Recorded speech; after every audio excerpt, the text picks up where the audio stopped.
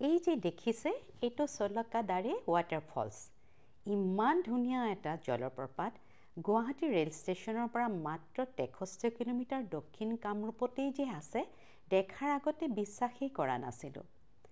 চান্দবী হ্ৰদৰ পৰা মাত্ৰ 11 কিলোমিটাৰ আগলৈ চলকাদাৰে ৱাটাৰফলছ ইয়ালৈ অহা ৰাস্তাটো খুব সুন্দৰ দুয়োফালে নয়নাভিৰাম দৃশ্য প্ৰাকৃতিক সৌন্দৰ্যৰ সন্ধানত আমি আমাৰ দাঁতি কাষৰীয়া ৰাজ্যকেইখনলৈ যাওঁ অৱশ্যে সেইটো একো বেয়া কথা নহয়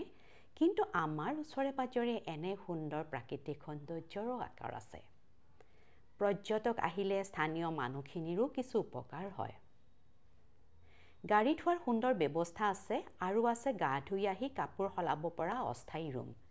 তেনেহ'লে কিয় বাট চাই এই গৰমত শৰীৰ শীতল কৰিবলৈ চলকাদাৰে আহি কিছু সুন্দৰ সময় উপভোগ কৰিব পাৰে জলপ্ৰপাতটো শীতল আৰু নিৰ্মল পানীত যেতিয়া নামিব ওপৰৰ পৰা অহা পানীয়ে যেতিয়া আপোনাৰ গাত খুন্দিয়াই থাকিব কল্পনা কৰিব পাৰিছে নিশ্চয় কি স্বৰ্গীয় অনুভূতি হ'ব